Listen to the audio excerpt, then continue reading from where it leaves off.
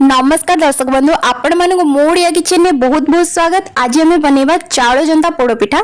तो से आमको प्रथम पिठा अरुआ चाउल को भल भाव में धोई नेबे एवं ताको 4 ରୁ 6 घंटा जाए बतुरे नेबे। तापर बतुरे सारिया पर मुझे किछि क्षीर और नड़िया नहीं ताको भल भाव में ग्राइंडर रे बाटी देई एवं चाउल जो आणटी को आम ना बेसी पानिया ना बेसी काठुआ करबा एपरि भाव में रखिबा। तापर गोटे कड़ाई रे आम 2 गिना क्षीर दबा।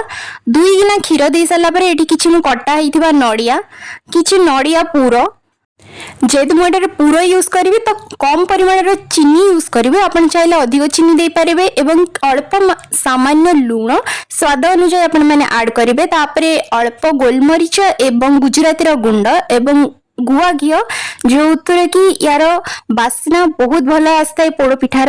यापर आम प्रस्तुत कर रखिथिबा चाउल गुंडर आणटी को क्षीर मिश्रण रे भल भाव में मिसेइबा एवं मिसई सारा समय आम गैस आंच को सबुठु कम रे रखिबा एवं कम रे रखी धीरे धीरे करी मिक्स करबा जेते जे कड़ाई रु भल भाव में न छाड़ी जाइछि एवं तापरे ताको सुंदर भाव में सजेई दबा। एठी मु व्यवहार करछि नड़िया एवं काजू अपन चाहिए किसमिस चेरी यूज करि परिबे। 45 मिनिट समय भितर 2 पर्स को उल्टै देइछि।